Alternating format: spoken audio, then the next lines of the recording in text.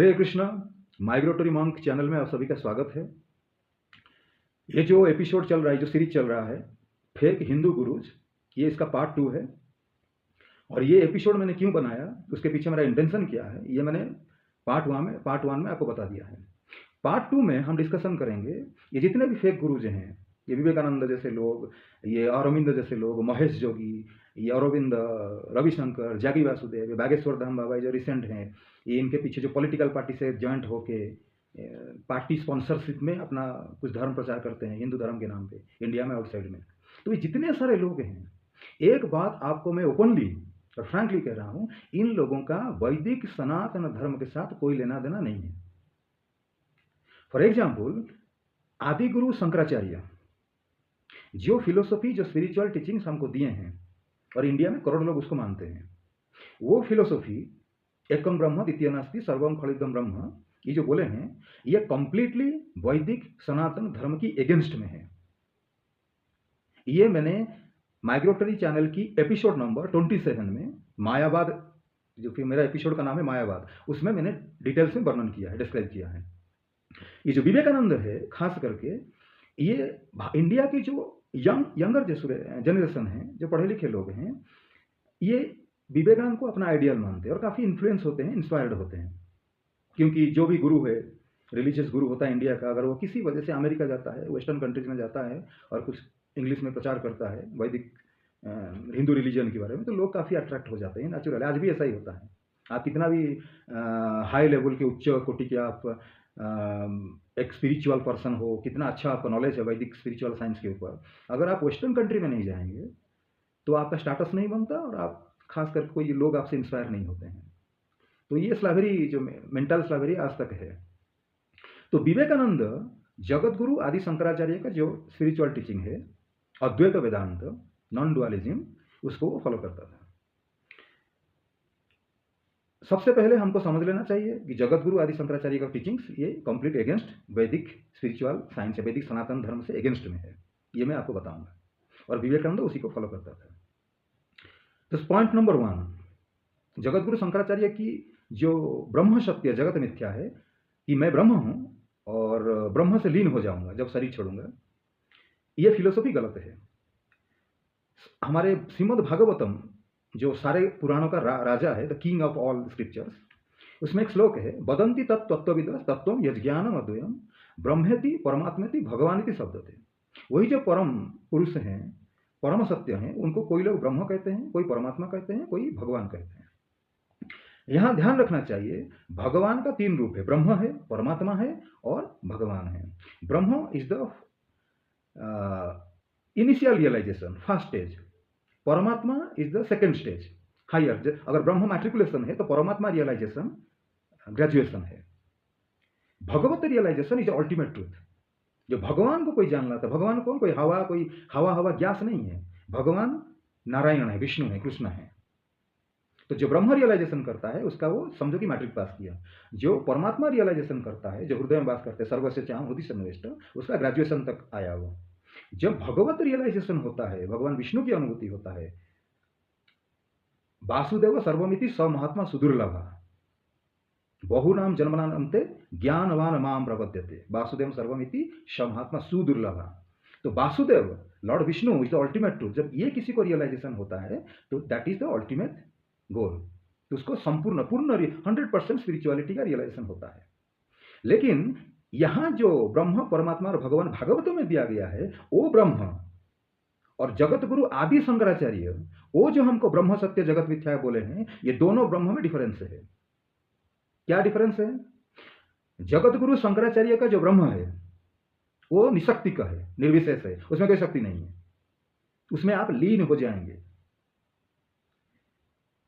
भागवतम में जो ब्रह्म का डिस्क्राइब किया गया है, ब्रह्म, परमात्मा, भगवान, वो ब्रह्म कोई निशक्तिक नहीं है, उसमें शक्ति है, क्योंकि ब्रह्म भगवान की शक्ति है। कौन सा शक्ति है? भगवान की ज्ञान शक्ति है। जैसे एक हीरा होता है या कोई मणि होता है, हीरा से एक ग्लेजनेस निकलता है, मणि से ग्लेजनेस आता है, सूर्य से उसका किरण आता है, सन रेज। भगवान एक चिदानंद वस्तु है, सच्चिदानंद वस्तु है, ओरिजिनल वस्तु है, सब्सटेंस है। तो उनकी शरीर से ज्योति निकलता है और पूरी सृष्टि से व्याप्त होता है ज्योति, कोई मामूली ज्योति नहीं है।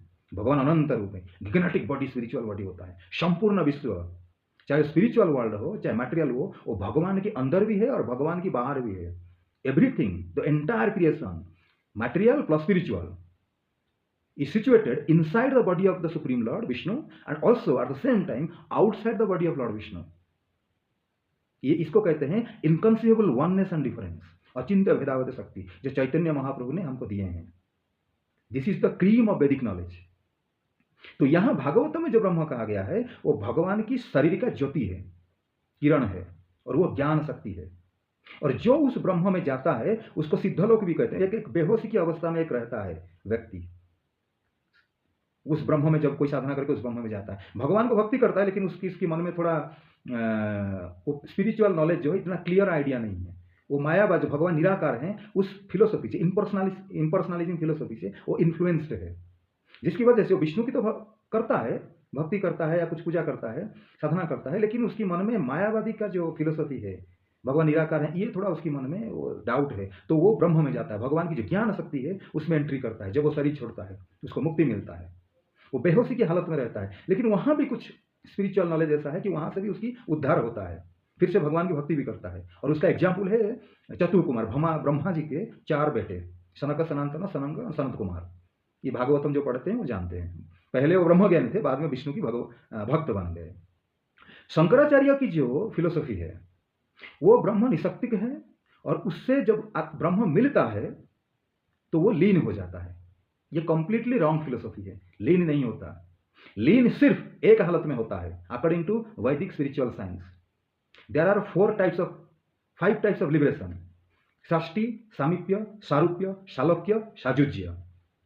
फॉर एग्जाम्पल, सामीप्य मीन्स आप जब मुक्ति होगा आपकी, जब आप लिबरेशन में मुक्ति हो जाएंगे इस शरीर से और इस संसार से, तो आप भगवान के पास रहेंगे, जैसे जय विजय, नंद सुनंद, गरुड़ जी, उनके पास रहेंगे। सामीप्य हो गया। सारूप्य क्या है? भगवान जैसा, भगवान विष्णु की जैसा शरीर है ऐसा आपको शरीर मिलेगा, स्पिरिचुअल बॉडी आपको मिलेगा। भगवान की 4 हाथ हैं, आपका 4 हाथ रहेगा। भगवान की जो कलर है वो blackish bluish, deep blue colour का होता है, तो आपको भी ब्लूइश कलर का आपका बॉडी कलर होगा, बिल्कुल सुंदर बॉडी होगा। लेकिन कुछ 1-2 थोड़ा डिफरेंस होगा। जैसे भगवान कौस्तुभ मणि अपनी गले में धारण करते हैं विष्णु भगवान, तो आपको मणि नहीं रहेगी, ऐसा 1-2 डिफरेंस रहेगा, बाकी सब एक जैसा रहेगा। इसको कहते हैं सारूप्य मुक्ति। साजुज्य मुक्ति जो होता है वो आत्मा भगवान विष्णु के अंदर लीन हो जाता है और कंप्लीटली उसकी अस्तित्व मिट जाता है। The soul when he some living entity, कोई जीवात्मा मनुष्य शरीर में भगवान विष्णु की भक्ति करता है, लेकिन किसी वजह से वो भगवान विष्णु से लीन हो जाना चाहता है, तो उसको साजुज्य मुक्ति मिलता है। वो भगवान विष्णु की शरीर में एंट्री कर जाता है and his existence is completely unhidden for ever. हमेशा हमेशा के लिए उसकी एग्जिस्टेंस नष्ट हो जाता है, क्योंकि आत्मा विष्णु भगवान से ही आया है। ममैवान से जीवलोक, भगवान कृष्ण गीता में कहते हैं। हमारी वैष्णव संप्रदाय में ये जो साजुज्य मुक्ति है उसको घृणा की जाती है। हमारे वैष्णव आचार्य हैं जो कहते हैं कि हम नरक में जाएंगे, जाना हमको मंजूर है, लेकिन ये साजुज्य मुक्ति हमको नहीं चाहिए, ये नरक से भी नीचे है। बेटा अपनी बाप की सेवा करता है, मैं भगवान का संतान हूं, विष्णु, अहम बीज प्रदः पिता, भगवान कृष्ण विष्णु राम मेरे पिता हैं, बेटे को अपने पिता का सेवा करना चाहिए। कौन ऐसा बेटा है दुनिया में जो चाहेगा मैं बाप की शरीर के अंदर घुस जाऊं, आत्महत्या कर लूं? ये कंप्लीट एक क्या विकृत मानसिकता, विकृत नहीं कहा जा सकता, ये एक अब्सर्ड, एक अबनॉर्मल मेंटालिटी है, अबनॉर्मल साइकोलॉजी है। भगवत प्रेम, भगवत सेवा, विष्णु की भक्ति मीन्स लविंग डिवोशनल सर्विस, प्रेम पूर्वक सेवा, ये आत्मा का अल्टीमेट गोल है अकॉर्डिंग टू वैदिक सनातन धर्म। और उसको छोड़ के कोई जीवात्मा चाहता है भगवान विष्णु की शरीर में घुस जाऊं, आत्महत्या कर लूं, तो ये अबनॉर्मल है, ये नॉर्मल नहीं है। लेकिन ऐसा मिलता है, भगवान उसकी इच्छा पूर्ण कर देते हैं। लेकिन इसको हमारी वैष्णव संप्रदाय में घृणा की जाती है, कोई एक्सेप्ट नहीं करता। भक्त जो रियल भक्त होगा एक्सेप्ट नहीं करेगा। तो शंकराचार्य की ब्रह्म और भागवतम में जो ब्रह्म है, दोनों में डिफरेंस है।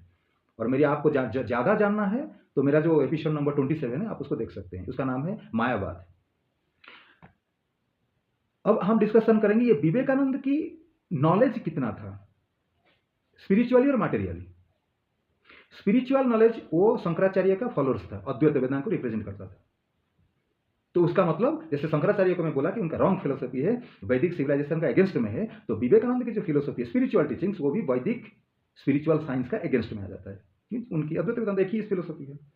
तो एक मिस्टेक हुआ। नंबर 2, विवेकानंद का मटेरियल नॉलेज कितना था, ये क्रिएशन कैसे बना, स्पिरिचुअल नॉलेज तो गलत हो गई। तो देखते हैं सोसाइटी जो क्रिएशन है, पृथ्वी में हम रहते हैं, सिविलाइजेशन कैसा है, हिस्ट्री कैसा है, सोशल एटिकेट कैसे है, इसके बारे में उसका विवेकानंद का क्या नॉलेज था। अब हम इसके बारे में डिस्कशन करेंगे।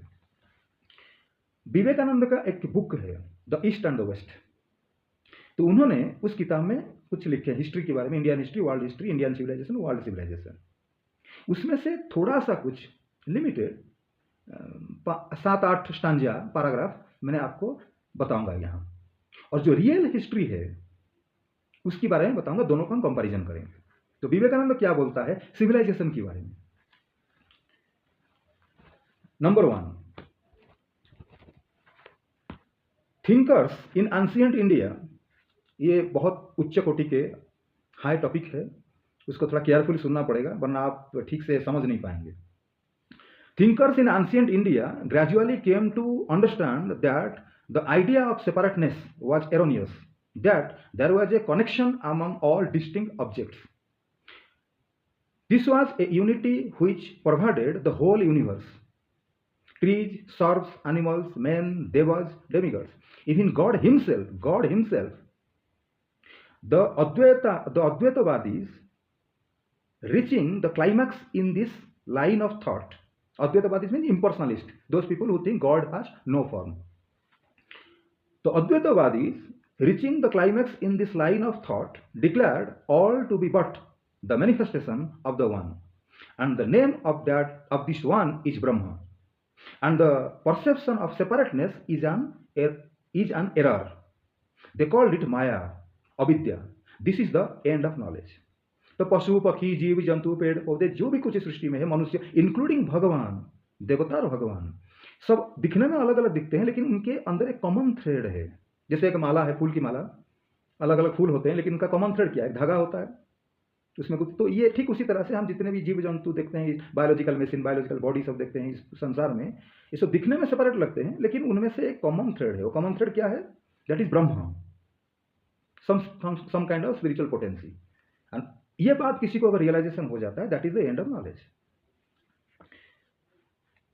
तो इस बात में ध्यान देना चाहिए। विवेकानंद तो गॉड को भी इसमें इंक्लूड किया है। उसका मतलब ये हुआ, मैं जीवात्मा, एक मनुष्य, जैसे मेरा एक शरीर है, एक आत्मा है, आत्मा ब्रह्म है, शरीर अलग, शरीर मर जाएगा लेकिन ब्रह्म जो मेरे अंदर है वो स्पिरिचुअल ब्रह्म में लीन हो जाएगा। ठीक उसी तरह से भगवान की भी जो शरीर है, वो जो शरीर छूट जाएगा, भगवान भी जो मरेंगे, भगवान मरेंगे तो वो भी ब्रह्म में लीन हो जाएंगे। तो किस टाइप का समझाने की, भगवान कौन है, ब्रह्म। तो अगर भगवान है तो इस जगत में आए क्यों? तो जो मर जाता है भगवान कैसे होगा? लेकिन विवेकानंद कहता है जैसे मैं मरूंगा ब्रह्मलीन हो जाऊंगा, भगवान भी मरेंगे वो ब्रह्मलीन होंगे। ये किस तरह कैसे, ये अब्सर्ड है, इनकम्पैटिबल है, ये दोनों विरोधात्मक है, लेकिन वो ऐसा बोल रहा है। तो ये विवेकानंद का ज्ञान है। द वेस्ट एक इंपॉर्टेंट पॉइंट भूल गया, this is the end of knowledge. जब ब्रह्म रियलाइजेशन हो जाएगा तो ये आपकी ज्ञान की सीमा है।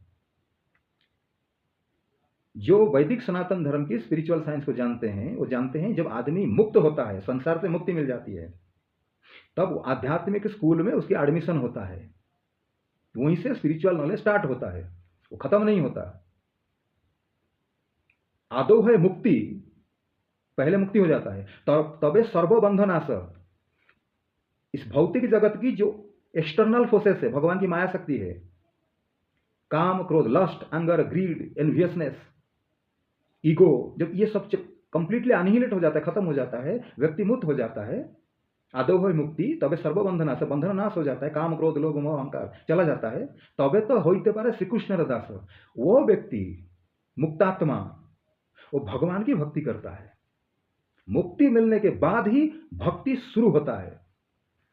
लेकिन विवेकानंद कहता है कि मुक्ति हो गया, ब्रह्म आपको समझ में आ गया, रियलाइजेशन हो गया कि हम ब्रह्म हैं, बस this is the end of knowledge. ये विवेकानंद की स्थिति है। तो एक तरह से कहा जाए, Vivekananda is a spiritually illiterate person, spiritually illiterate person. आगे विवेकानंद क्या कहता है? The West are coming to understand this in their in their own way. तो जो आध्यात्म, जो वेस्टर्न पाश्चात्य देश लोग हैं, धीरे धीरे वो भी इस बात को रियलाइज कर रहे हैं, ग्रेजुअली धीरे धीरे कर रहे हैं कि हम ब्रह्म सत्य जगत मिथ्या है। Through physical science, material science की जो यूनिवर्सिटीज़ का आज भी रिसर्च चल रहा है, आत्मा क्या है, कॉन्शसनेस क्या है, बड़े बड़े हाईली एजुकेटेड लोग रिसर्च कर रहे हैं, कॉन्शसनेस क्या है। ये महेश जोगी जो टीचिंग दिया है उसका सेमिनार हो रही है। But how that one has become the many, ब्रह्म एक है लेकिन कितने इतने जीव जंतु क्रिएशन हुआ, neither do we understand not do they. ना हम जानते हैं ना वेस्टर्न के जो बड़े बड़े फिलोसोफर लोग हैं वो जानते हैं। यहां एक बात हम बताना चाहता हूं मैं, यहां तुम बेवकूफ हो, तुम्हारा बुद्धि लिमिटेड है, विवेकानंद जैसे लोग, तुम नहीं जानते। लेकिन भारत में सृष्टि कैसे बनी, एक ब्रह्म कैसे अनेक हो गया, एकं सद्विप्रा बहुधा वदंती, ये मैं जानता हूं, मेरे गुरुजी जानते हैं, उनके गुरुजी जानते थे। चैतन्य महाप्रभु जो सारे गुरुओं का बाप हैं, साक्षात भगवान है, विष्णु है, जो हमको सिखाएं इस जगत में अवतार लेके, उन्होंने हमको टीचिंग शिक्षा दिया है। ब्रह्मा जी जानते हैं, हमारे विष्णु 4 संप्रदाय में बहुत बड़े बड़े आचार्य हुए, सब जान, जो भगवान विष्णु की भक्ति करता है जानता है। जस्मिन विज्ञाते सर्वम इदम विज्ञातुम भवति, जिसको जानने से सब कुछ आप जान जाएंगे, वो क्या है, वो विष्णु है। भगवान कृष्ण गीता में ज्ञान दिए हैं। वेद व्यास विष्णु भगवान के अवतार हैं, उन्होंने वेद में, वेदांत सूत्रों में, पुराण में, श्रीमद् भागवत में सब वर्णन करके गए हैं, A to Z clear, neat and clean. कैसे सृष्टि बनी, सृष्टि क्यों बना, मैं कौन हूँ, भगवान क्या है, उनके संबंध क्या है, कितने दिन तक ये भौतिक जगत रहता है, मेरा ड्यूटी क्या है, कर्तव्य क्या है, सोशल सिस्टम क्या है, वर्णाश्रम धर्म क्या है, ए टू जेड। हमारी वैदिक सनातन धर्म की शास्त्रों में, प्रामाणिक शास्त्रों में, सुबह कैसे सोए, रात में कैसे सोएंगे, सुबह कैसे उठेंगे, कैसे दांत घिसेंगे, कैसे नहाएंगे, बाथरूम टॉयलेट जाएंगे, कैसे पेशाब जाएंगे, सब वर्णन है, ए टू जेड। ऐसा कोई चीज नहीं है जो भारत की सनातन धर्म में नहीं दिया गया है। मनु संहिता पढ़ लीजिए, आपको पता चल जाएगा। तो विवेकानंद कहता है कि मैं भी नहीं जानता, वेस्टर्न लोग भी नहीं जानते, तू नहीं जानता, मूर्ख आदमी है, बाकी सब जानते हैं तुझे छोड़ के। So how that one has become many, neither do we understand nor do they. We too have offered the solution of this question by saying that it is beyond our understanding, which is limited. तो विवेकानंद कहता है क्योंकि मनुष्य का जो brain है वो limited है, लिमिटेड अंडरस्टैंडिंग में हम इसको ना मैं समझ सकता हूँ ना आप समझ सकते हैं, ये हमारी ह्यूमन कैपेसिटी से बाहर है। ज्ञान समुंदर है, कोई सब कुछ नहीं जान सकता, लेकिन भगवान विष्णु है, अल्टीमेट ट्रूथ है, मैं कौन हूँ और उनके साथ मेरा संबंध क्या है, माया क्या है, इतना तो हम आराम से समझ सकते हैं, इसमें कोई ज़्यादा कठिनाई नहीं है। बाकी तो ज्ञान तो बहुत है। मैंने 4 वेद तो मैंने नहीं पढ़ा, मैंने एक वेद पढ़ा है, वो भी इंग्लिश वर्सन, क्योंकि संस्कृत भाषा तो स्कूल में पढ़ते थे, बाद में संस्कृत तो हमने पढ़ा नहीं। संस्कृत जो शास्त्री होते हैं वो आजकल कम से कम 20 साल लग जाता है एक शास्त्री होने में, संस्कृत कॉलेज में पढ़ के, तो हमने तो पढ़ा नहीं। लेकिन इतना तो गुरु जी की कृपा से हम जानते हैं, जो रियल फिलोसॉफी है आज की तारीख में, सारे जो स्क्रिप्चर्स हैं, गीता हो, भागवतम हो, रामायण हो, महाभारत हो, पुराण हो, सब इंग्लिश भाषा में, हिंदी भाषा में, सभी भाषा में वो मिलता है, ट्रांसलेट हो चुका है, कि ज़्यादा कोई प्रमाण मतलब कोई डिफिकल्टी नहीं है। तो ये विवेकानंद की अंडरस्टैंडिंग है। इसके बारे में अब भारत की एक प्रामाणिक इतिहासकार जिसका नाम है डॉक्टर P.N. ओक, मैं एक वैदिक परंपरा में, एक वैष्णव परंपरा में आए हुए सन्यासी, एक बहुत बड़े वैष्णव आचार्य से मैंने दीक्षा लिया है, सन्यास दीक्षा लिया है। 30 साल मेरी जो 15-16 साल की उम्र में मैंने स्पिरिचुअल लाइन में अट्रैक्ट हुआ था, तब से लेके आज तक कम से कम 30 साल हो गया, ज़्यादा हो गया।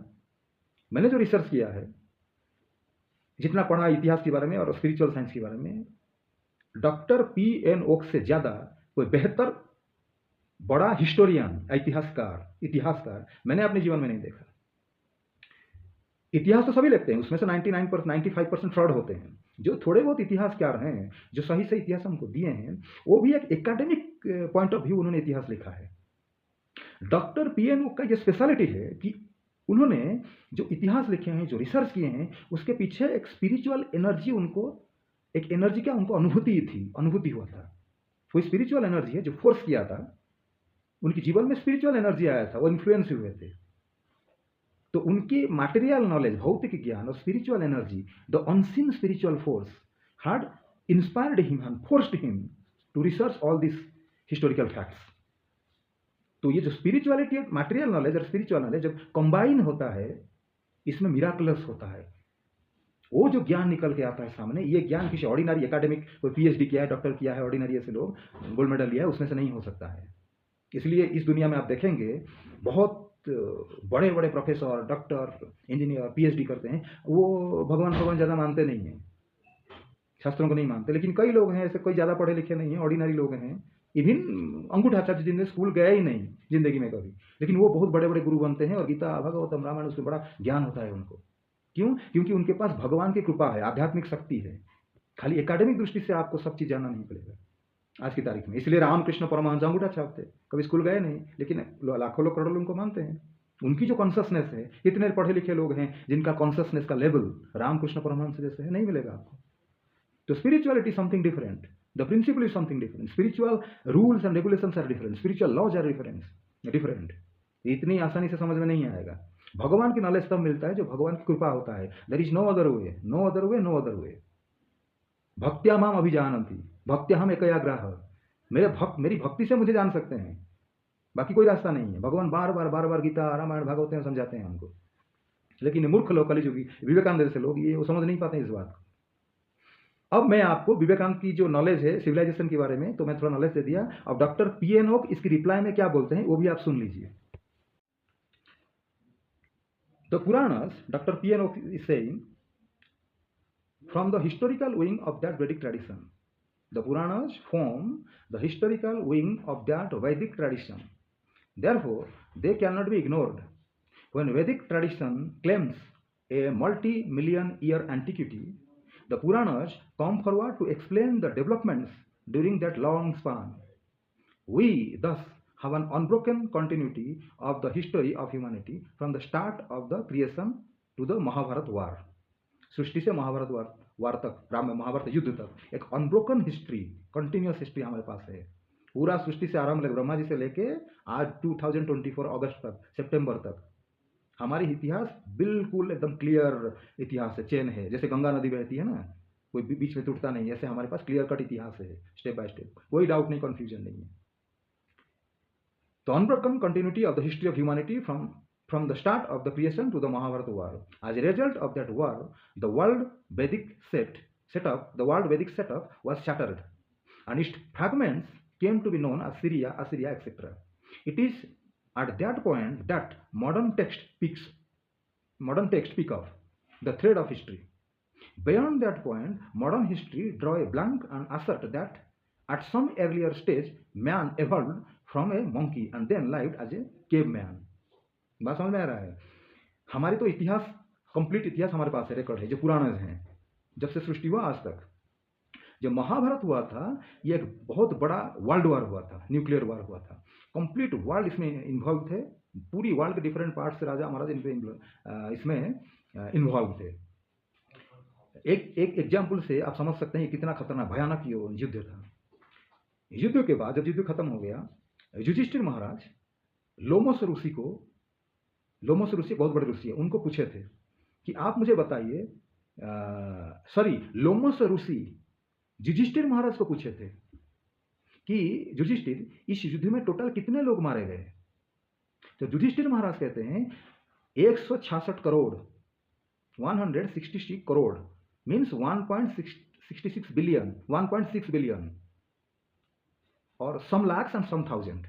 और कितने करोड़, एक 166 करोड़, सम 56 लाख, सम थाउजेंड एंड कितना 100, ऐसे पूरा डिटेल्स संख्या युधिष्ठिर महाराज बता देते हैं।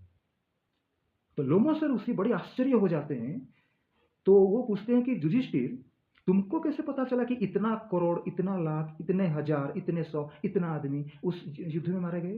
पूरा बिल्कुल एक्यूरेट, एक भी इधर उधर नहीं है। तो युधिष्ठिर महाराज कहते हैं, मुझे ये ज्ञान किसी ऋषि ने मुझे दिव्य चक्षु दिए थे, मुझे किसी ऋषि की कृपा से, ऋषि का नाम भी बताया मैं भूल गया, उनकी कृपा से मुझे ये दिव्य दृष्टि मिला है, और मुझे उस दिव्य दृष्टि की, दिव्य शक्ति के प्रभाव से मुझे ये संख्या मालूम है, और मुझे मालूम है कौन कौन आदमी कहाँ कहाँ मरे हैं। इतने लोगों की जो संख्या है, कितने लोग मरे हैं, उनका नाम क्या था, युधिष्ठिर महाराज को पता था। ये एक आश्चर्यजनक घटना है। जैसे संजय था, वो कुरुक्षेत्र, उनका हस्तिनापुर में बैठे हुए राजमहल में वो पूरा युद्ध का दृश्य जो है उसने देखा था, क्योंकि व्यासदेव जी ने संजय को दिव्य दृष्टि दिए थे। ठीक उसी तरह युधिष्ठिर महाराज को भी दिव्य दृष्टि मिला था किसी ऋषि की कृपा से। इसकी वजह से उनको पता था एग्जैक्टली कितने लोग मारे गए हैं महाभारत वार में। तो उसी महाभारत युद्ध के बाद ही सिविलाइजेशन, सभ्यता एक तरफ से पीछे चला गया। एक क्या कहते हैं उसको, पुराने एक जहां से शुरू हुआ था सिविलाइजेशन धीरे धीरे डेवलप किया था।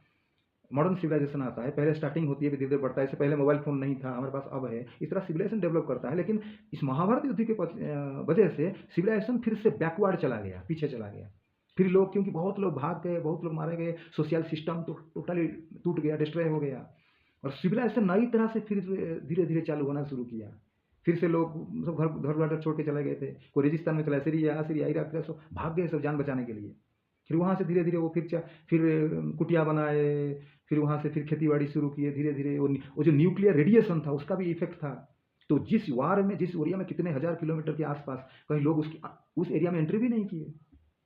तो वहाँ से मॉडर्न जो सिविलाइजेशन, जो मॉडर्न हिस्टोरियन है, वो वहाँ से स्टार्ट करते हैं कि पहले ज़माने में लोग कुटिया में रहते हैं, जंगल में रहते थे, धीरे धीरे खेती बाड़ी सीखे। तो ये एक सटल पॉइंट है। महाभारत जब होने से पहले सिविलाइजेशन बहुत डेवलप था। वो न्यूक्लियर वेपन यूज करते थे युद्ध में। लेकिन युद्ध के बाद जब सब कुछ खत्म हो गया, भगवान भी छोड़ के चले गए, द्वारिका नगरी डूब गया, ये सब कुछ हो गया, अनिहिलेशन हो गया, पूरा सृष्टि जो वर्ल्ड वार था, सब डर के मारे जो जहां जान बचाने के लिए भाग गए। तो वहां से फिर उन्होंने चालू किया, धीरे धीरे खेती किए। और रेडिएशन था ना, न्यूक्लियर रेडिएशन, फिर कुटिया बनाए, फिर जिंदगी फिर से शुरू होता है। आज हम देख सकते हैं जैसे पैलेस्टाइन में होता है, गाजा एरिया में कितने सब टूट गया है। फिर लोग आएंगे, कितने लोग मारे गए, घर बार सब टूट गया है। फिर आएंगे, फिर ईंट जोड़ेंगे, बनाएंगे, उसको साफ करेंगे, उनमें से कई सब बीमार होकर मर भी जाएंगे। तो उसका मतलब नहीं कि पैलेस्टाइन नाम का कोई स्टेट नहीं था। 2024 में पैलेस्टाइन कुछ जंगली लोग, रेगिस्तानी लोग, उन्होंने एक डिजर्ट एरिया था जिसका नाम पैलेस्टाइन था, उसमें से अब धीरे धीरे वो सिविलाइज्ड होना चालू किए। उनका सिविलाइजेशन चालू हुआ कब? 2024 अक्टूबर 7 से। ऐसा नहीं होता है, पहले था, डिस्ट्रॉय हो गया। ठीक उसी तरह से हमारा सिविलाइजेशन बहुत बड़ा था, महाभारत युद्ध की वजह से डिस्ट्रॉय हो गया था। ये मॉडर्न जो हिस्टोरियन है, जो रिसर्च करते हैं, एंथ्रोपोलॉजिस्ट हैं, उन्होंने उसी महाभारत युद्ध के बाद इसका जो कंडीशन था वहां से स्टार्ट करते हैं। ये डिफरेंस है। फिर उसके बाद भी कोई प्रभाव है, इसकी हम डिस्कशन करेंगे। Doctor P.N. ओक अब हमको क्या बताते हैं, आगे आप सुनिए। In one sense history can never be new because it has to be depend on events and those cannot be conjured of. But many a time it so happens that remote developments are often rejected as unbelievable, and the vacuum is sought to be built up with spurious afterthoughts and convenient dogmas. This is the nature of current element of world history.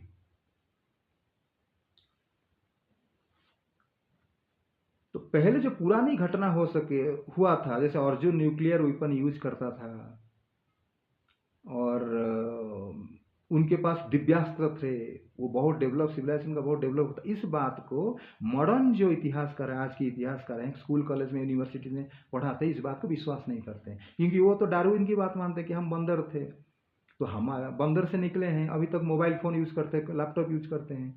तो nuclear weapon Arjun के पास कैसे आएगा? वो भी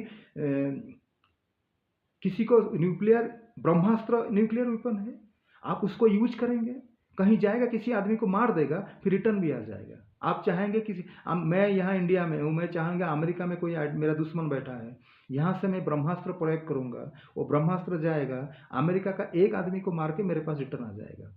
अगर मैं चाहूँ कि टोटल न्यूयॉर्क सिटी को ध्वंस कर दो, ब्रह्मास्त्र जाएगा, न्यूयॉर्क सिटी को ध्वंस कर देगा, फिर रिटर्न मेरे पास आ जाएगा।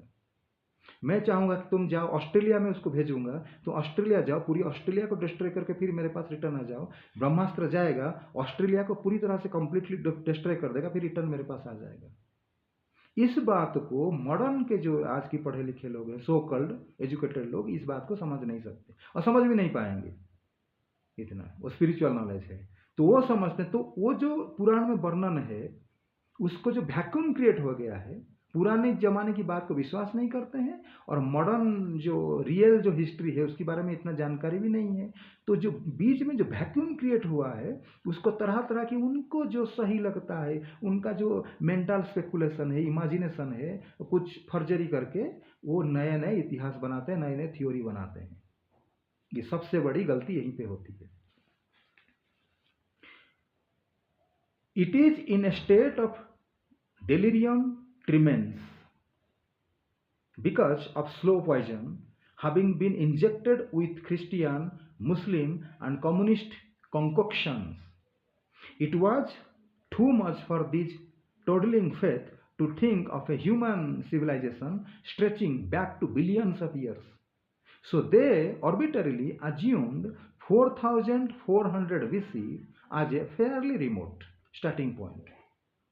Each one of them then hoisted a Jesus, Muhammad, and a Karl Marx as their respective outpost. Then they decided that any history before them could be bundled of heathen, kafir, or capitalist, and they safely ignored. Any history after them was acceptable only so far it is centered around these three personalities or around the aura of the ideas associated with them. Three personality means Muhammad, Jesus, Karl Marx. Contrarily, genuine ancient history such as Sanskrit Puranas have been completely ignored. So Sanskrit Puranas are the genuine history, but they are completely ignored because they don't count and fit into Christian and Muslim concepts.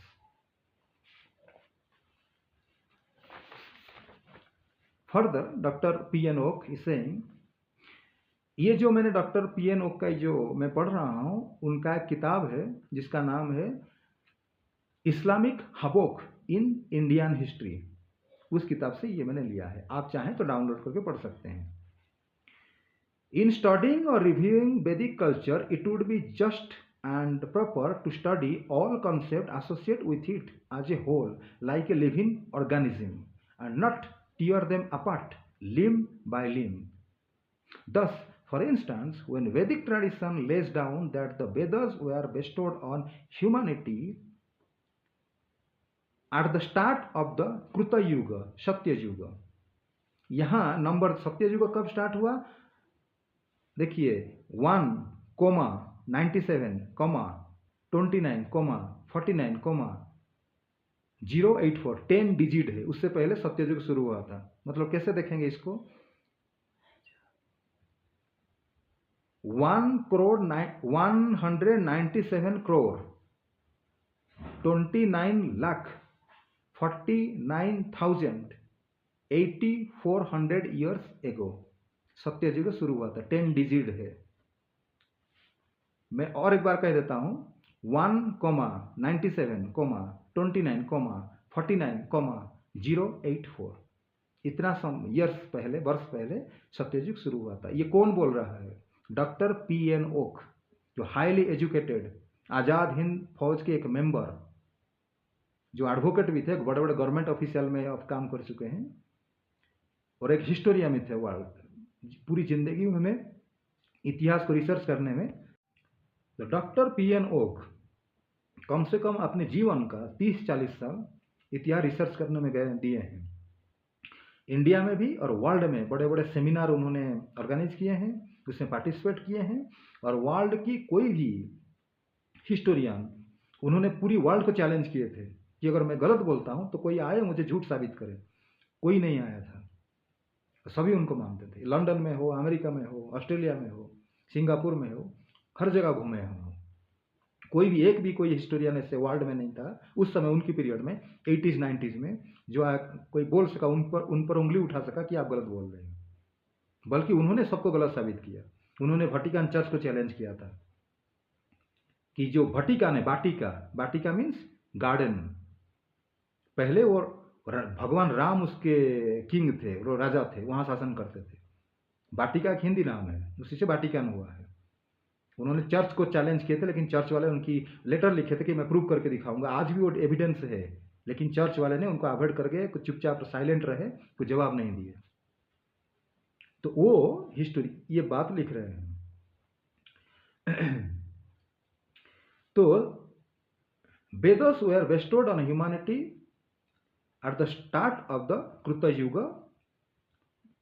तो मैं number बता दिया 1,97, 29, 49, 084 years ago.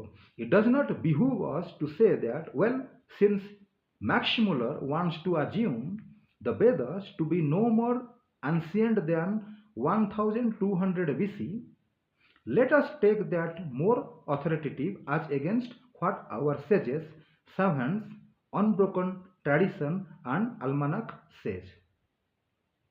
तो जैसे मैंने कहा कि कई करोड़ बोल वो एक 197 करोड़ और 29 लाख पहले भगवान के द्वारा वेद दिया गया था, इसको हिंदू लोगों में कोई भरोसा नहीं, विश्वास नहीं है। किससे विश्वास है? मैक्स मुलर, खास करके विवेकानंद जैसे लोग हैं, महेश जोगी जैसे लोग हैं, जागी वासुदेव, ये लोग हम बंदर की औलाद हैं। ये वेद सब और ये तुफेल चतुर्वेदी जिसकी वजह से मैं एपिसोड बना रहा हूँ। बंदर की औलाद हम हैं, जंगल में थे, जंगली लोगों के पास कोई काम धंधा नहीं था, टाइम पास करने के लिए सब मनगढ़ंत कहानियां लिखे, पुराण लिखे हैं, वेद लिखे हैं। तो जो भी हो, तो जो मैक्स मुलर नाम का कोई था, पंडित था, फॉरेन वेस्टर्न पंडित था, विवेकानंद उसको मिला था, तो उसने बोला है कि 1200 साल पहले ही वेद लिखा गया था। क्योंकि वो फॉरेनर हैं, गोरे चमड़े वाले होते हैं, तो उनकी बात में ज़्यादा दम है, सच्चाई है। डार्विन भी गोरा था, तो हमारे जो मुनि ऋषि वो दाढ़ी रखने वाले, लंबे लंबे दाढ़ी, जटा, जंगल में रहने वाले, वो क्या समझेंगे सिविलाइजेशन क्या होता है? डार्विन समझेगा। कोट पहनने वाले, ड्रिंक्स करने वाले, लड़कियों के साथ बॉल डांस में पार्टिसिपेट करने वाले, वो समझ सकते हैं। ये हिंदुओं का स्थिति है आज की तारीख में। तो लेट अस टेक दैट, तो मैंने पढ़ के सुना दिया किस तरह से हिंदू लोग समझते हैं कि जो मॉडर्न हिंदू लोग 1200 BC is the starting point of Vedas. वो इस समय वेद लिखा गया था। फर्दर, व्हेन वैदिक tradition says that the Vedas bestowed by divinity at look up to divinity at took up to the western sorry further when Vedic tradition says that the Vedas bestowed by divinity, we look up to the western, we मतलब Hindus look up to the western approval, and since they गलती हो। Further, when Vedic tradition says that the Vedas and their language Sanskrit were bestowed by divinity at the start of the universe, we look up to the Western Christian Victorian scholars for approval, and since they shake their heads and declare that it is impossible, we too echo it and say yes, it is impossible. This is a very helpful way of studying pre-Christian history. It amounts to vesting the veto in the antagonist. It is forgotten that Jewish, Christian and Muslim traditions all unanimously echo the Vedic version of creation in the book of Genesis. This is pointed out in the relevant chapter ahead. After all, the story of the creation has been rewarded and handed down by generations of selfless souls, sages and spiritualists, and not by mercenary chauvinists and politicians. तो doctor PN Oak further says, ये थोड़ा लंबा मैं बोल रहा हूँ ज़्यादा, लेकिन आज की जो समस्या है सोसाइटी, जो हम न्यूज़ चैनल में देखते हैं, तो आज की परिस्थिति में इंडिया में हो आउटसाइड में हो, ये सब चीज़ें जानना बहुत ज़रूरी है। तो मुझे उम्मीद है आप पेशेंसली इसको सुनेंगे। Theologians agree that despite diverse manifestation, the immanent divinity is one. God is one. Indirectly, they are saying. Likewise, physicists agree that the seemingly diverse elements of the physical world emanate from the single source. That indicates that there is a certain common starting point for everything. Naturally, history is no exception. History too had a single source, one point beginning. That is to say, the beginning of the cosmos and the start of the humanity are not a random, freakish, spontaneous, wild growth of just anything, anytime, anywhere, and anyhow. It was a planned and systematic beginning. This what we call the unified field theory of history. The unified field theory of history. Consequently, we believe that in modern times this volume is the first work to propound such a view. World began millions of years ago of the Kruta Yuga. मैं आपको number ही बता दिया है. The Kruta Yuga means the ready-made Yuga, ready-made era, with a complete ready-made setting of human beings, plants, animals, with humanity rooted in the Vedic culture. And speaking Sanskrit language भी कोई gradually development हुआ. जब सृष्टि बना भगवान ने ब्रह्मा जी को Sanskrit language दे दिया. ब्रह्मा जी के नारद जी को दिए, नारद जी से व्यासदेव जी, व्यासदेव जी से माधवाचार्य आया, माधवाचार्य परंपरा से मेरे तक आया है. अनब्रोकन चैनल है, कोई कंफ्यूजन नहीं है. लेकिन बड़े बड़े विद्वान, पीएचडी वाले प्रोफेसर, अमेरिका के प्रोफेसर, बड़े सेमिनार हो रहे हैं, लेकिन रिसर्च कर रहे हैं, लेकिन कुछ समझ में नहीं आता कब संस्कृत आया. वो इस बात को समझ नहीं पा रहे हैं.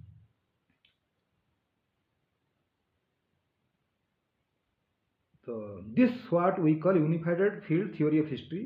Consequently, we believe that in modern time, this volume is the first work to propound such a view. World began millions of years ago of the Kruta Yuga, ready-made era, with a complete ready-made setting of human beings, plants, animals, and with humanity rooted in Vedic culture and speaking Sanskrit language. Thereafter, divinity kept aloof, watching and umpiring the affairs of the world. जैसे cricket में होता है, game चालू होता है, umpire game जो umpire होता है वो गेम चालू कर देता है, लेकिन बाद में अंपायरिंग करता है, डायरेक्ट इन्वॉल्व नहीं होता, खाली डिसीजन देता है. ठीक उसी तरह से भगवान सृष्टि बनाए, सब कुछ बिल्कुल वेल ऑयल्ड मशीन की तरह चल रहा है, फंक्शन कर रहा है. भगवान साक्षी हैं, हृदय में रहते हैं. सब कौन कैसा कर्म कर रहा है, कौन किसको उसकी कर्म के हिसाब से क्या फल मिलेगा, कॉन्सिक्वेंस होगा, भगवान डिसीजन लेते हैं. He is just like an umpire. अब स्वामी विवेकानंद फिर क्या बोल रहे हैं सिविलाइजेशन के बारे में. ये एक कॉन्टिन्यूटी प्रोसेस में नहीं है. मैंने East and the West book है, उससे जो जो इम्पोर्टेंट पॉइंट्स हैं, पैराग्राफ था, उसको मैं नोट किया है, और उसकी भी जो विवेकानंद कहा है और उसकी रिप्लाई में डॉक्टर पीएन ओक ने क्या कहे हैं, दोनों को मैंने कंपैरिजन किया है. ये पूरी किताब का 1% भी नहीं होगा, किताब तो बहुत लंबा है. तो जो इम्पोर्टेंट टॉपिक है मैं खाली एग्जाम्पल देने के लिए मैं आपको पढ़ के सुना रहा हूँ कि विवेकानंद का नॉलेज क्या था, उसकी मेंटालिटी क्या थी, किस तरह से दुनिया को देखता था, और जो रियलिटी है वैदिक सनातन धर्म है, जो वैदिक सनातनी है, वो दुनिया को किस नज़र से देखते हैं और उनकी ज्ञान कहाँ तक है, विवेकानंद का कॉन्शियसनेस नॉलेज कहाँ तक है, और जो सनातनी है, वैदिक सनातनी हिंदू है, पढ़ा लिखा वैदिक सनातनी, उसकी नॉलेज और उसका विजन कैसा है, दोनों में मैं कंपैरिजन दे रहा हूँ. तो विवेकानंद को आप सुनिए.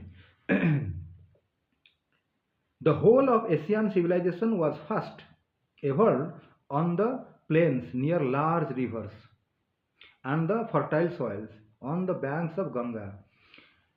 The banks of Ganga, the Yangtze China में जो है.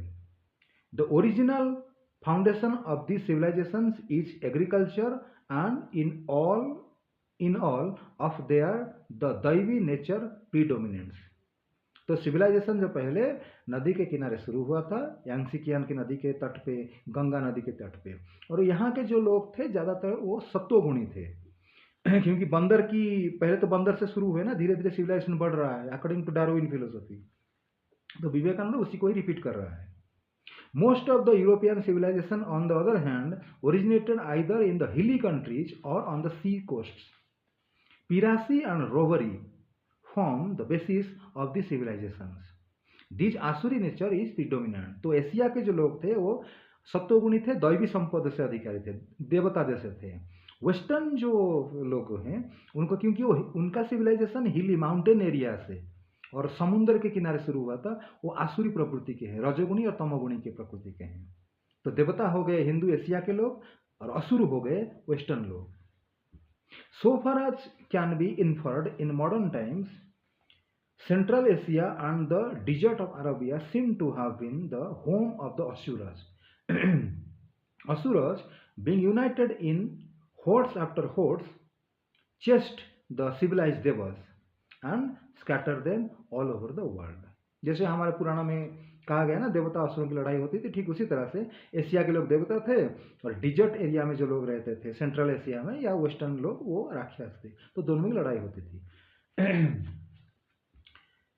Mohammedanism arose in the desert of Arabia. The wild Arabs, inspired by tile teachings of a great sage. Tile जो मोहम्मद जो अरब के जो मुसलमान लोग थे वो बहुत इंस्पायर्ड हुए थे किससे? A great sage Mohammed, the highly sophisticated teachings of Mohammed, great sage Vivekananda बोल रहे हैं. The wild Arab, inspired by tile teachings of a great sage, Muhammad, bore down upon the earth with all irresistible force and vigor. That torrent entered Europe from both east and west, and along with this tide, the learning and culture of India and ancient Greece were carried into Europe.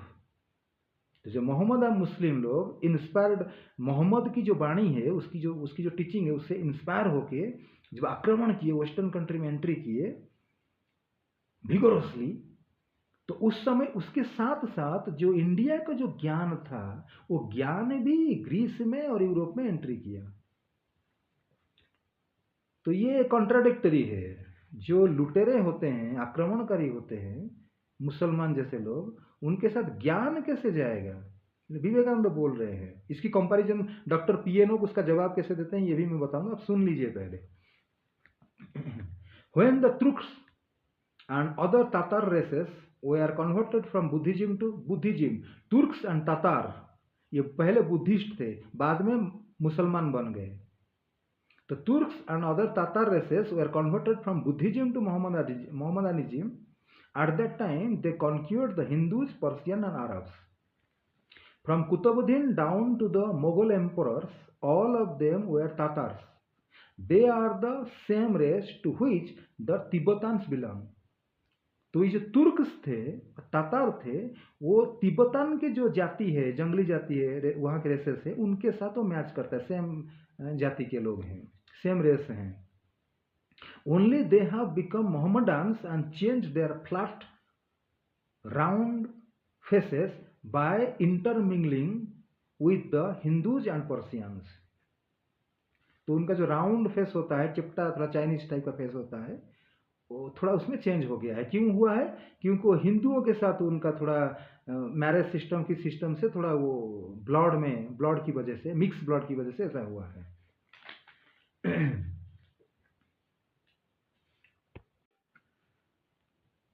तो again Vivekananda says, मैं विवेकानंद का पढ़ के सुना देता हूँ, फिर बाद में पीएनओ का मैं पढ़ के सुना दूंगा, दोनों की आप कंपैरिजन करेंगे. When the Mohammedans conquered any kingdom, their king kept a large part of himself and the rest he distributed among his generals. This man did not pay any rent but had to supply the king with a certain number of soldiers in time of need. This same idea still exists to a certain extent in Rajputana, and it was brought into the West by the Mohammedans. The Europeans took this system from the Mohammedans. इसका जो subtle point आप समझ रहे हैं, मोहम्मदान जब attack किए, India को capture कर लिए, इनका जो रूलिंग है, बाबर हो, अकबर हो, औरंगजेब हो, शाहजहां हो, जो भी हो, वो कुतुबुद्दीन हो, कोई भी, ये लोग बड़े सिस्टमेटिक वे में वो रूलिंग करते थे. उनका एक नियम था, रूल रेगुलेशन बहुत परफेक्ट चलता था. और उनसे हिंदू लोग, राजपूत जो लोग हैं, प्लस वेस्टर्न कंट्री के जो क्रिश्चियन लोग हैं, उन्होंने बहुत कुछ सीखा. कैसे शासन करना चाहिए, कैसे सिस्टम होना चाहिए, कि कौन सोल्जर रहेगा, कौन क्या काम करेगा, बड़े सिस्टमेटिक वे में सब चल रहा था. क्या था, रियलिटी क्या था, वो मैं डॉक्टर पियोन को मैं सुनाऊंगा तो आप समझ जाएंगे. There is scarcely any science or branch of art that is not sanctioned and held up for encouragement directly or indirectly in the Quran or in the many passages of the Hadith, the traditional sayings of Muhammad. Science हो, art हो, culture हो, वो कुरान में और हदीत में जो मोहम्मद के द्वारा बताया गया है, जो ग्रेट सेज मोहम्मद, उसमें डायरेक्टली और इनडायरेक्टली बहुत एनकरेजमेंट किया गया है। ये तो हिंदू और क्रिश्चियन लोग ये मूर्ख थे, वो पता नहीं था। वो मोहम्मदान से जब आए, आक्रमण करके इंडिया को कैप्चर किए, अपना साम्राज्य बनाए, तब जाके हिंदू लोग और क्रिश्चियन लोग सीखे। यूरोपियन सिविलाइजेशन बना, हिंदू सिविलाइजेशन बना। पहले तो हिंदू लोग तो कुछ पता नहीं था ज़्यादा कुछ। विवेकानंद बोल रहा है, the great thinkers of Europe, Voltaire, Darwin, Buchner, Flammarion, Victor Hugo, etc., are in the present times denounced by the Christianity. On the other hand, Islam regards such people to be believers in the existence of God, but only wanting in faith in the prophet. तो ये जो बड़े बड़े western philosopher थे, बड़े philosopher हो, artist हो, जो विक्टर हुगो, बुशनर, डार्विन, ये सब बहुत अच्छे लोग थे। खाली फर्क इतना था अकॉर्डिंग टू मुस्लिम इस्लाम कि वो मोहम्मद को विश्वास नहीं करते थे, ये कमी थी। बाकी तो बहुत बड़े बड़े लोग थे। मतलब मुसलमान देखो, दूसरे देशों की, दूसरे सिविलाइजेशन की जो बड़े बड़े फिलोसोफर हुए, आर्टिस्ट हुए, साइंटिस्ट, उनको कितना वो तारीफ करते थे, पसंद करते थे। लेकिन क्रिश्चियन अपने ही लोगों को पसंद नहीं करते थे। जो महापुरुष होते थे क्रिश्चियन लोग, उनको कदर नहीं करते थे। ये विवेकानंद बोल रहा है। It will be seen that wherever Islam has gone there it has preserved. जहां जहां इस्लाम गया है, इस्लाम क्या करता है? There it has preserved the aboriginal inhabitants, there those races still exist. जहां जहां इस्लाम गया है, उनकी जो मूल अधिवासी हैं, उन्होंने हमेशा से, इस्लाम ने सुरक्षा, उनकी सुरक्षा की है। इसीलिए आज तक हिंदू आज तक जिंदा है। क्यों है? हिंदू लोग, हिंदू सभ्यता आज तक है। हम गीता रामायण पढ़ रहे हैं, क्यों? क्योंकि इस्लाम ने हमको प्रोटेक्शन दिया था, इसकी वजह से। वरना तो हम तो कब का खत्म हो जाते। Their language and their rationality abide even to the present day. In the Mohammedan countries, all the ordinances are firmly established upon the Islamic religion, and its own preachers are greatly venerated by the officials of the state, and teachers of other religions also are respected. जो मुल्ला मौलवी होते हैं, वो Islamic country से बहुत उनको इज्जत मिलता है, सम्मान मिलता है। और वो लोग दूसरे रिलीजन की जो धर्मगुरु हैं, प्रीचर हैं, उनको भी बड़े सम्मान करते हैं। वो करते हैं, और उनके देश में भी बड़ा सम्मान मिलता है, अकॉर्डिंग टू विवेकानंद। विवेकानंद कहता है आर्यन इज रेस। आर्य लोग सब, आर्यन एक जाति है। जैसे इस्लाम के लोग एक रेस है, मुस्लिम रेस, क्रिश्चियन रेस, ऐसे आर्यन भी एक रेस है। जहाँ तक मैंने समझा है कि आर्यन तो एक क्वालिफिकेशन है, डिग्री है। वर्णाश्रम सिस्टम जो फॉलो करता है उसको आर्यंस कहते हैं। Aryans is just like a qualification. गुणकर्म विभाग, जिसमें जो क्वालिटी होता है उसको वो उपाधि दिया जाता है, according to Vedic spiritual science. See again Vivekananda से, विवेकानंद जो मुसलमान की एम्पायर है, मुगल एम्पायर है, उसको वो किस नजर से विवेकानंद देखता है, उनके बारे में क्या बोला है, वो सुनिए आप। ये बहुत मजे की बात है। See how formally based, how tremendously strong was the Mughal Empire. Why? Because the Mughal left that point. That point means religion, Hindu religion. Mughal left that point untouched. In fact, Hindus were the real prop of the Mughal Empire. Do you not know that Jahangir, Shahjahan, Dara Shikoh were all born of Hindu mothers? But as soon as the ill-fated Aurangzeb again touched that point, that religion, he tortured Hindu people, Hindu religion, with the prominent, But as soon as the ill-fated Aurangzeb again touched that point, religion, that vast Mughal empire vanished in an instant like a dream.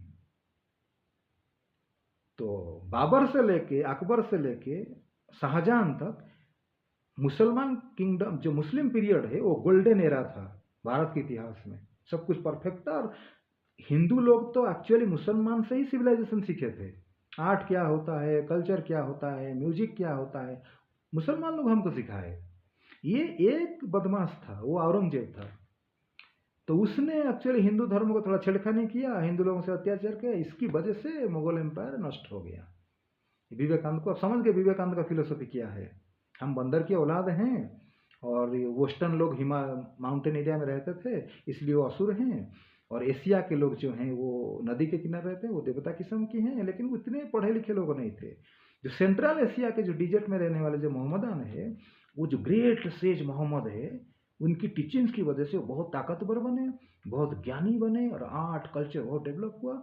और मुसलमान लोगों ने जब attack किए हिंदू में, हिंदू लोग हिंदू देश को, भारत को कैप्चर किए, वेस्टर्न कंट्रीज को कैप्चर किए उन्होंने सब, तब जाके जो वो ज्ञान जो है वो वेस्टर्न कंट्री में भी गया, इंडिया में भी आया, पूरी देश में ज्ञान और सिविलाइजेशन आर्ट कल्चर का बहुत प्रचार हुआ, प्रसार हुआ, साइंस हो आर्ट हो सबका। ये मुसलमान लोगों की वजह से रियल सिविलाइजेशन उनकी वजह से हुआ, ये सब डेवलपमेंट सब हुआ, वरना तो सब कुछ हम तो ऐसे जंगली थे, अनपढ़ गवार थे। विवेकानंद ये बोल रहा है। अब डॉक्टर पीएन ओक एक जेन्युइन सनातनी, एक जेन्युइन हिस्टोरियन, वो इस बारे में क्या बोलता है, अब इसको ध्यान से आप सुनिए। Doctor PN Oak says it was that catastrophe, मतलब महाभारत वार के बाद भी पूरी वर्ल्ड में एक ध्वंस बन गया, पूरी वर्ल्ड ध्वंस हो गया था।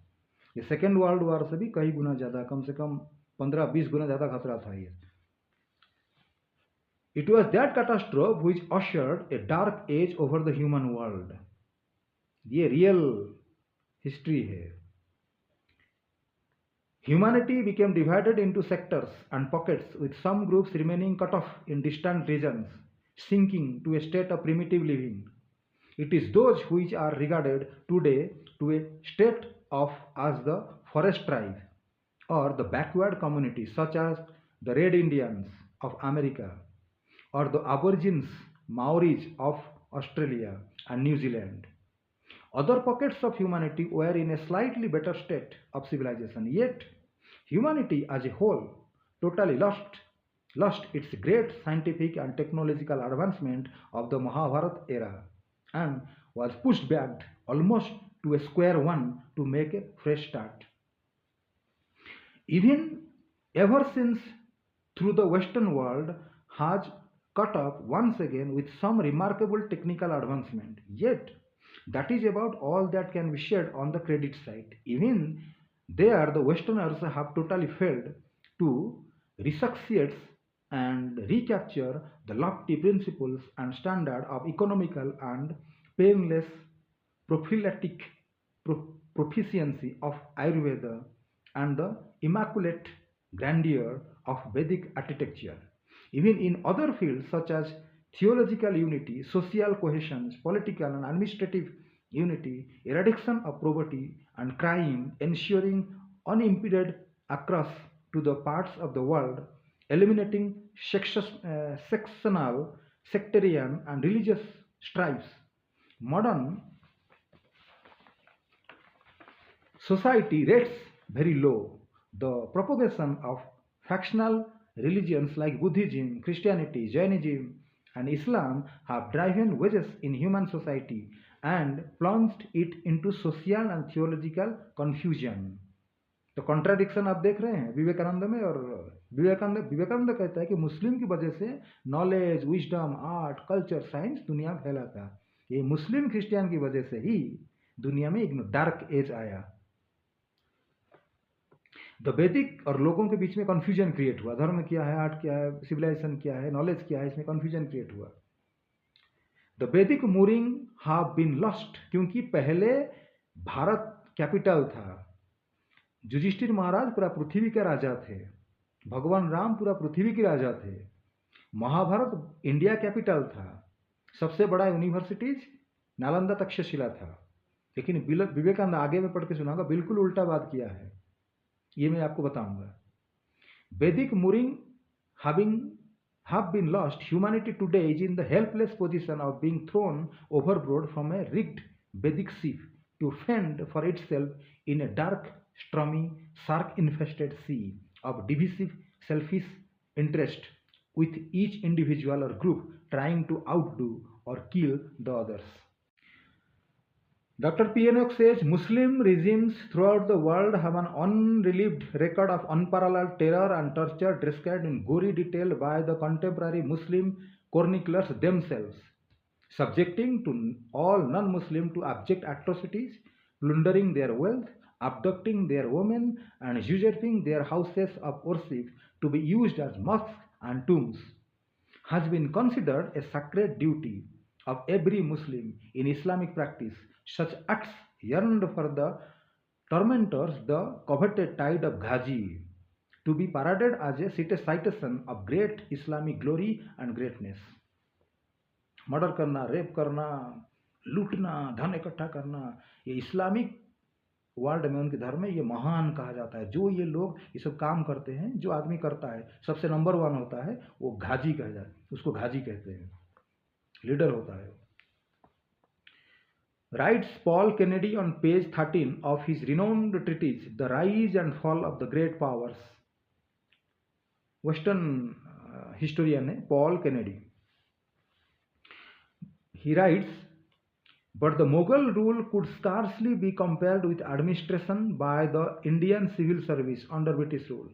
The brilliant courts were centers of conspicuous conjunction on a scale with the Sun King at Versailles, ये पेरिस का जो कैपिटल था उस समय मिडिवल पीरियड में, माइट हैव थॉट एक्सेसिव। मतलब ये जो मुगल एम्पायर थे उनकी कोर्ट में इतना शराब में, इंटॉक्सिकेशन में इतना पैसा वो खर्च करते थे, एक्सेसिव अग्रेंडाइजमेंट, सेल्फ अग्रेंडाइजमेंट, वो उतना ऐसो आराम की जिंदगी जो थे, लोग भूखे मर रहे थे, लेकिन उनकी ऐसो आराम का कोई लिमिटेशन नहीं था। तो वर्साइल्स, ये उसका स्पेलिंग थोड़ा गलत होगा, एक्चुअली इसका स्पेलिंग कैसा होगा फ्रांस में, VRSAILLES, वर्साइल्स, ये पेरिस का कैपिटल था।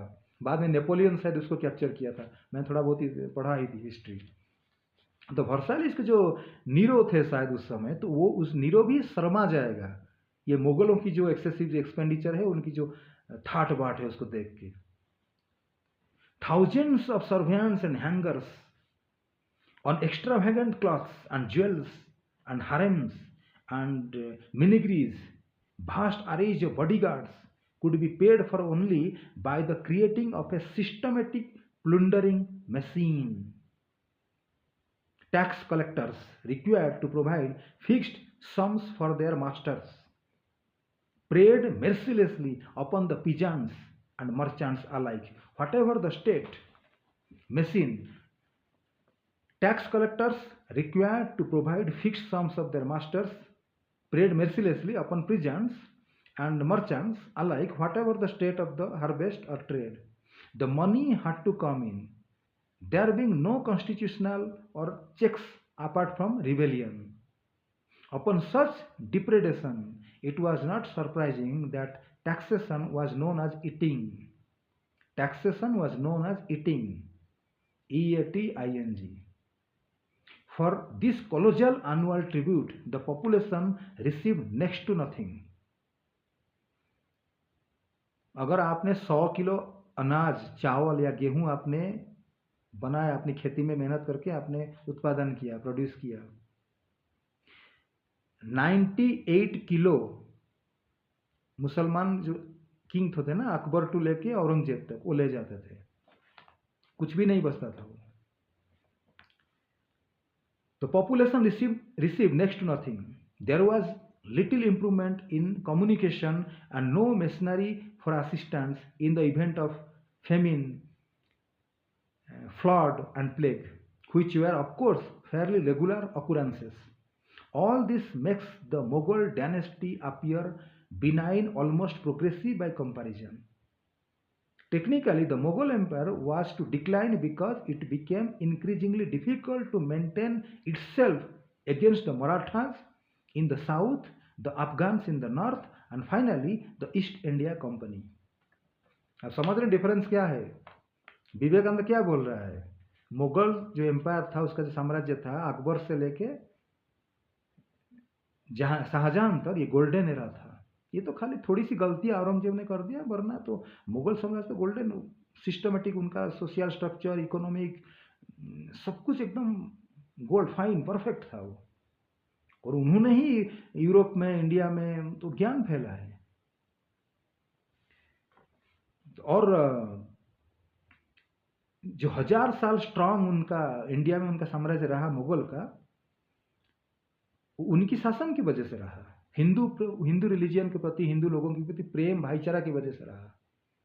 क्योंकि औरंगजेब ने थोड़ी सी गलती की, हिंदू रिलीजियन की वो असम्मान किया, हिंदू लोगों को अत्याचार किया, इसलिए नष्ट हो गया मुगल एम्पायर।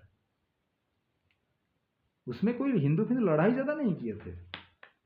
मराठा जो लड़ाई किए थे, राजपूत लोगों ने, जो क्षत्रिय ने जो लड़ाई किए थे, ऐसा कुछ था नहीं, अकॉर्डिंग टू विवेकानंद।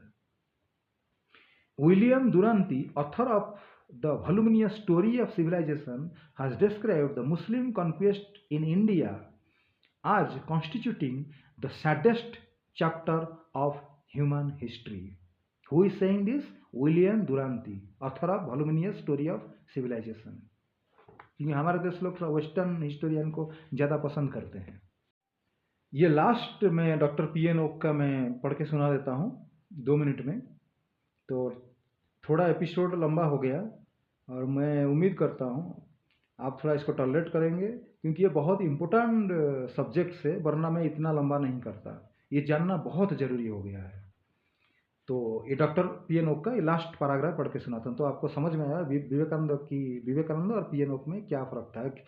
एक स्पिरिचुअली इलिटरेट गुरु जो हिंदू सनातन धर्म को ठीक से समझा ही नहीं, आधा अधूरा थोड़ी थोड़ी कुछ सीखा है, इलिटरेट स्पिरिचुअल लीडर, और एक रियल वैदिक सनातनी जो वैदिक स्पिरिचुअल साइंस और हिस्ट्री सिविलाइजेशन को समझा है। दोनों में डिफरेंस क्या है, ये जानना बहुत जरूरी है।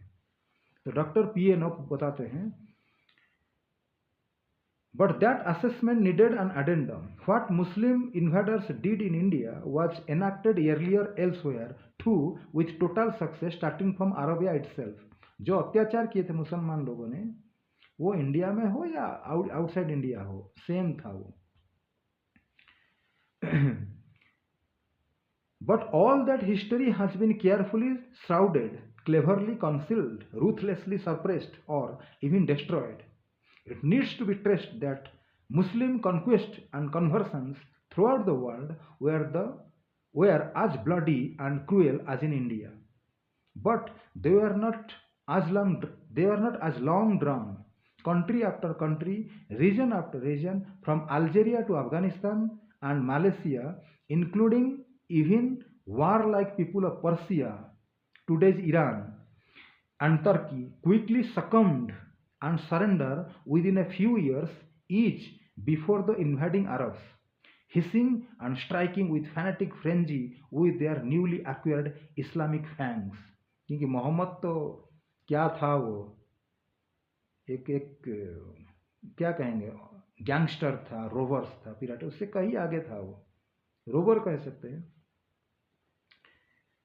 It is hoped that a careful study of this volume will induce even Muslim countries to investigate, review, and reopen the history of Arab atrocities which forced those countries to quickly capitulate and turn Muslim.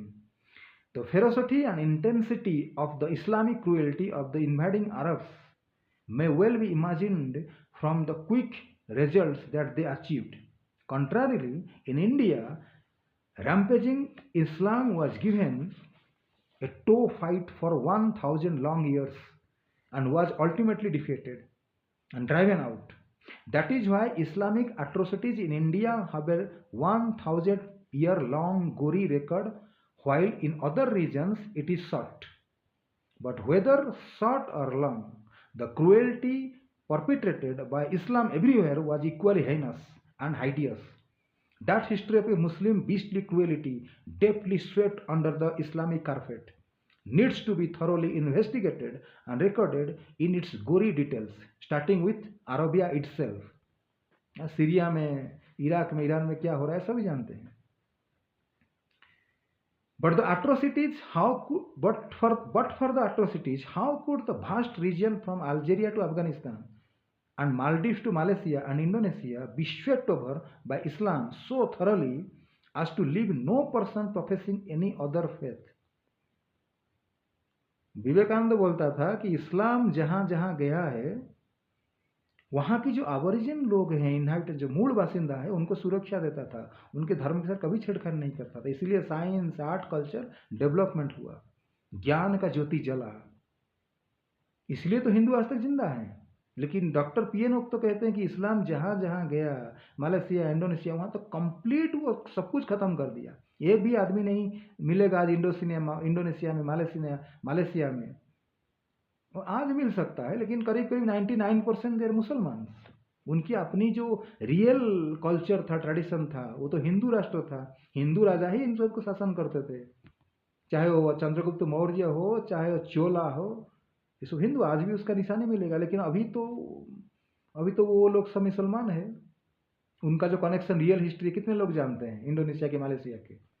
Islam completely उसको खत्म कर दिया। It was only the stout resistance of the Rajput Kshatriyas, Hindu warriors of India for 1,000 long years, who saved and seeded countries from Burma, present Myanmar, and China and Japan from being run over by Islam. World history has failed to notice of that unique global savior role of the Hindu Kshatriya warrior race, the lion like Aryans. अगर आज हिंदू बचा है, Japan में हिंदुजिम है या Buddhism है, Buddhism में part of also हिंदुजिम, तो जो भी हिंदू बचे हैं, कहाँ ये एक स्टेट है ना इंडोनेशिया में, छोटा सा बाली, सुमात्र, जो हिंदू निशानी है, थोड़े थोड़े हिंदू बचे हैं, या वर्ल्ड में भी कई हिंदू रिलीजियन के प्रति सम्मान है, लोग गीता भागवतम पढ़ते हैं, रामायण पढ़ते हैं, ये भारत की जो क्षत्रिय हैं, राजपूत शक्ति हैं, उनकी वजह से आज ये बचा हुआ है, वरना तो सब कुछ खत्म हो जाता था। जैसे आज लेबानन में खत्म हो गया है, मलेशिया में चला गया, इंडोनेशिया चला गया, बड़े बड़े कंट्री मुसलमान कंट्री बन गए। हिंदू का भी वही होता कि राजपूत थे जो हमको बचाए। तो विवेकानंद कहता है कि ये हम तो उनसे एडमिनिस्ट्रेशन कैसा होना चाहिए, इकोनॉमिक सिस्टम कैसा होना चाहिए, सोशल सिस्टम कैसा होना चाहिए, युद्ध में जो मिलिट्री ट्रेनिंग कैसा होना चाहिए, आर्ट, कल्चर, साइंस, तो हम तो इस्लाम से मुसलमान सीखे, हम उन्होंने हमको सिखाया। और जहाँ जहाँ वो लोग वर्ल्ड में गए, वो तो ज्ञान का दीप जलाते हुए गए, ये मुसलमान बारबरियंस। तो ये डिफरेंस है फेक हिंदू गुरुज में, जो स्पिरिचुअली इलिटरेट हैं, अनपढ़ हैं, उनकी स्पिरिचुअल टीचिंग भी गलत है वैदिक साइंस से, जो सिखाते हैं दुनिया को ब्रह्म ब्रह्म ब्रह्म निराकार। तो मुसलमान भी कहते हैं निराकार, अल्लाह निराकार, ये भी कहते हैं निराकार, दोनों भाई भाई, निराकार निराकार भाई भाई मिल जाते हैं। इसलिए मुसलमान, ये बुद्धिस्ट, ये कम्युनिस्ट, वो तो भगवान को नहीं मानते, ये सारे इकट्ठे हुए हैं, इसी वजह से कॉमन थ्रेड है। लेकिन अनफॉर्चुनेटली ये जो फेक गुरु हैं, जो really Islamic jihadis in the guise of Hindu gurus, ये जागी वासुदेव जैसे लोग, ये पूरी हिंदू धर्म को सिस्टमेटिकली मिसगाइड कर रहे हैं। वो खुद अंधे हैं, दूसरों को अंधा बनाते हैं, और यही रीजन है, रूट कॉज है, जिसकी वजह से आज भारत की स्थिति ऐसा हुआ है। जाति के नाम पे, धर्म के नाम पे, ऑर्गेनाइजेशन के नाम पे, मठ के नाम पे, मंदिर के नाम पे, ये गुरु वो गुरु, ये संस्था वो संस्था, ये पूरा डिवीजन हो गया है। हजार गुरु, हजार संस्था, समझ नहीं आ पाते हैं कि रियल हिंदू वैदिक सनातन धर्म है क्या, ये हिंदुओं को नहीं मालूम। तो this is the root cause. और मैं उम्मीद करता हूँ, ये एपिसोड थोड़ा बड़ा हो गया है, लेकिन उम्मीद करता हूँ आप लोग इसको सुनेंगे, एक बार नहीं तो कहीं 2 बार सुनेंगे और समझेंगे। ये जरूरी था, वरना इतना बड़ा लंबा एपिसोड बनाने की कोई आवश्यकता नहीं थी, शॉर्टकट में बता देता। तो ये है रूट कॉज, कारण है, इस पर आप ध्यान देंगे, ये मेरा रिक्वेस्ट है। और आने वाले जो चैनल है, मैं वैदिक प्रमाण के साथ हमारे वैदिक सनातन धर्म क्या है, फिलोसफी क्या है, और अदर जो महर्षि महेश जोगी हैं, ये अलग अलग रिलीजियस गुरु हैं पाखंडी, उनके बारे में छोटे छोटे शॉर्टकट में 1 मिनट में 2 मिनट में एक एग्जाम्पल, छोटे छोटे एग्जाम्पल देके मैंने आपको समझाया कि ये लोग वैदिक सनातन धर्म को, ये गुरु पाखंडी गुरु कभी समझे ही नहीं है। यही कारण है देश का, सनातन धर्म की डिग्रेडेशन का, डाउनफॉल का कारण है। तो एक विवेकानंद क्योंकि ज़्यादा फेमस है, इसलिए मैंने ये विवेकानंद को मैंने टारगेट किया। तो ये सारे जितने इंडिया के फेक गुरु हैं, ये सभी थोड़ा 19-20 मोर और less, they are influenced and inspired by the Darwin philosophy. हम, हमारे बाप दादा बंदर थे, हम उनसे आए हैं। वेद व्यासदेव नहीं लिखे हैं, मनुष्य लिखा है 1000 साल पहले। पुराण जो है, पद्म पुराण, विष्णु पुराण, ये सब क्या है? काल्पनिक स्टोरी है कि टाइम पास के लिए सब परियों की कथा लिखा गया है। ये सारे के सारे, ये पूरा उत्तराखंड, हरिद्वार, ऋषिकेश, जितने से ब्रह्म ज्ञानी, वो ये जोगी कुंडलिनी जागृत कर देगा। 1 हफ्ते में कुंडलिनी जागृत हो जाएगी आपकी, आप ब्रह्म हो जाएंगे, ब्रह्म हो गए हैं। 2 महीना ट्रेनिंग में आप मुक्ति मिल जाएगी। ये सब जैसे पान की दुकान की तरह दुकान खोल के जो रिलीजियस माफिया जो बैठे हुए हैं आज हिंदुस्तान में, ये पूरी हिंदुस्तान को बर्बाद कर दिए, भारत को बर्बाद कर दिए। हरे कृष्ण। अभी मैं उम्मीद करता हूँ अपने थर्ड जो पार्ट है उसको आप देखेंगे जरूर।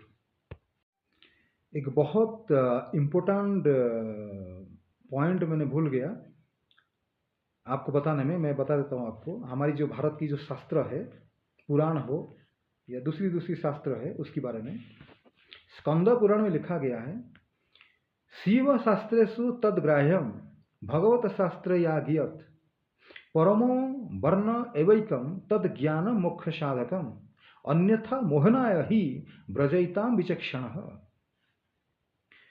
Statements from Tamasika scriptures are acceptable if they concur with Sattvika scriptures.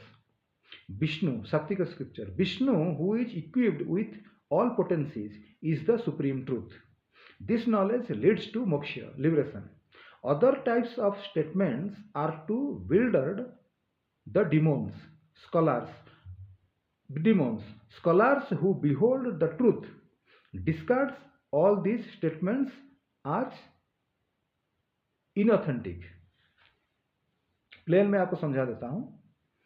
Bharat में जितने शास्त्र है, मान लीजिए 18 पुराण है, 6 सात्विक पुराण है, 6 राजसिक पुराण है, 6 तामसिक पुराण है। सात्विक पुराण हमको पढ़ना चाहिए। सात्विक पुराण का जो उसका अल्टीमेट गोल क्या है? मुक्ति और विष्णु भक्ति। भगवान कौन है? विष्णु है। विष्णु को जानना, उनसे भक्ति करना, ये अल्टीमेट मोक्ष है, अचीवमेंट है। कोई भी स्टेटमेंट राजसिक पुराण में और तामसिक पुराण में जो दिया गया है, अगर वो सात्विक पुराण के साथ वो मैच नहीं करता, जो स्टेटमेंट, जो टीचिंग रजोगुणी और तामसिक तमोगुणी शास्त्रों में है, पुराण में है, अगर वो सात्विक पुराण जो है उसको मैच नहीं करता, उसको रिजेक्ट कर देनी चाहिए। अगर ऐसा नहीं होगा तो आप ठीक स्पिरिचुअल टीचिंग को समझ नहीं पाएंगे। तो ये राजसिक पुराणों में जो दिया गया है, तामसिक पुराणों में जो नॉलेज दिया गया, ज्ञान का, शिव जी की उपासना करो, ये पूजा करो, ये सिद्धि मिलेगी, ये काली पूजा करो, ये सब जो दिया गया है, ये यज्ञ करो, वो करो। फिर वो क्यों दिया गया है? ये राक्षसों को मोहित करने के लिए दिया गया है।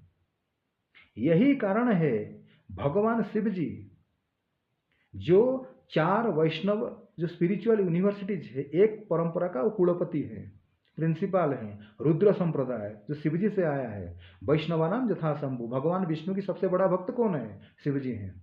लेकिन वही शिवजी जो शंकराचार्य, जगत गुरु आदि शंकराचार्य के रूप में आए, तो बिल्कुल वेद के विरुद्ध में प्रचार किए, व्यासदेव के विरुद्ध में प्रचार किए।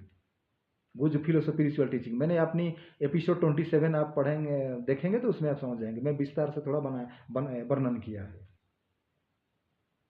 तो जो तामसिक लोग, जो असुरी लोग हैं, शंकराचार्य ऐसा क्यों किए? क्योंकि बुद्धिस्ट लोग जो असुरी प्रवृत्ति के लोग थे, उनकी माइंड को मोहित करने के लिए, उनको वेद की तरफ आकृष्ट करने के लिए, अट्रैक्ट करने के लिए। जो असुर लोग होते हैं जनरली वो कहते हैं कि भगवान निराकार हैं। उस समय बुद्धिस्ट जो बुद्ध, गौतम बुद्ध, अनऑथराइज्ड पर्सन जो था, वो सबको मोक्ष दिखा रहा था। शरीर कुछ नहीं, शरीर मर गया तो सब कुछ ध्वंस हो गया। मुक्ति का मतलब शरीर का नाश, और जो आत्मा नाम का कोई चीज नहीं है, एक शक्ति है, वो शक्ति में मिल जाएगा, निर्वाण हो जाएगा। तो पूरी भारत जो है, भारत के लोग, वो हमारी वैदिक जो परंपरा है, वैदिक ज्ञान है, वैदिक सभ्यता को छोड़ के वो बुद्ध के प्रति आकृष्ट हुए थे। जगत गुरु आदि शंकराचार्य अकेले इन व्याख्या से बुद्धों को, अगेन जो हिंदू लोग बौद्ध धर्म के प्रति आकृष्ट होकर बौद्ध बन गए थे, उनको हिंदू धर्म को लाने के लिए दोबारा और वैदिक सभ्यता को एस्टैब्लिश करने के लिए, वेद को एस्टैब्लिश करने के लिए, वो उन्होंने वैध लोगों को मोहित करने के लिए वो वेद की जो ब्रह्म दिया गया है, सर्वम खलुइदम ब्रह्म, वो प्रचार किए। तो शंकराचार्य ने बोले कि देखो, जो तुम निराकार बोलते हो बौद्ध लोग, वो निराकार तो हमारे वेद में लिखा है। ब्रह्म ब्रह्म में लीन हो जाएगा, मैं ब्रह्म वो ब्रह्म ब्रह्म में लीन हो जाएगा। तो वेद छोड़ के तुम फिर बौद्ध क्यों बन रहे हो? तुम लीन होना चाहते हो ना, मर जाओगे तो आत्मा एक हवा की तरह, शक्ति की तरह, शक्ति में शक्ति लीन हो जाएगा। तो वो शक्ति तो हमारा वेद में दिया गया है, ब्रह्म है। यहाँ भी मरोगे तो ब्रह्म में लीन हो जाओगे। तो फिर वेद छोड़ के बौद्ध बनने की क्या जरूरत है?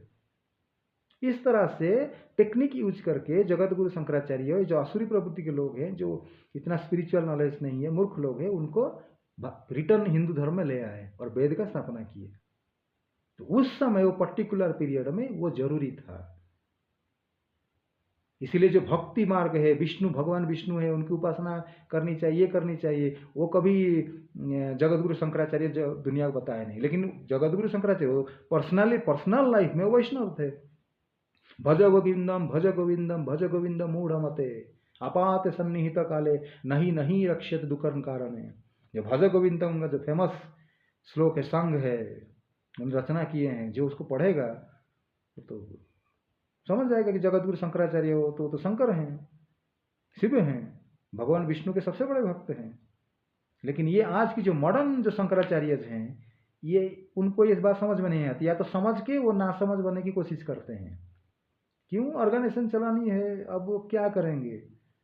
ऑर्गेनाइजेशन टूट जाएगी।